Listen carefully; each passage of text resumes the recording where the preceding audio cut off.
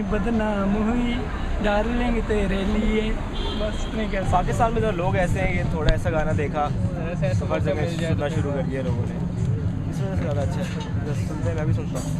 मेरे ख्याल में जो इसके लिरिक्स हैं वो काफ़ी गिरे हुए हैं। पाकिस्तानी कौम को आज सारी गिरी हुई चीज़ें बहुत अच्छी लगती हैं, और जो हमारी जो फैसला करने की जो ताकत है ख़ास तौर पर काफ़ी कमज़ोर है। सबसे गंदी गाड़ी हमें अच्छी लगती है, सबसे गंदे सियासतदान हमें अच्छे लगते हैं, सबसे गंदे कपड़े हमें अच्छे लगते हैं, सबसे गंदा म्यूज़िक भी इसलिए हमें अच्छा लगता है। और दूसरा हमारे जो है ना इंडिया के साथ एक ताल्लुक़ जो है लव हेट एक ताल्लुक़, वी लव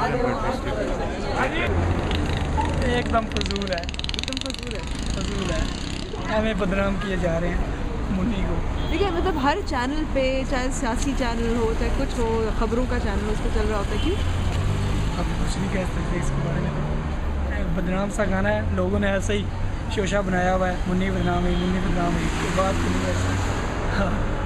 कुछ में सुना भी नहीं है ना, ये बहुत पॉपुलर सॉन्ग है आजकल। तो इस वजह वो प्रोग्राम है डार्लिंग, उसमें भी ये बहुत पॉपुलर हो, तो इस वजह से आज लोग सब मुन्नी बदनाम के पीछे पड़े हुए हैं। हमारी लीडरशिप भी सारी मुन्नी बदनाम की तरह है चीज़ की।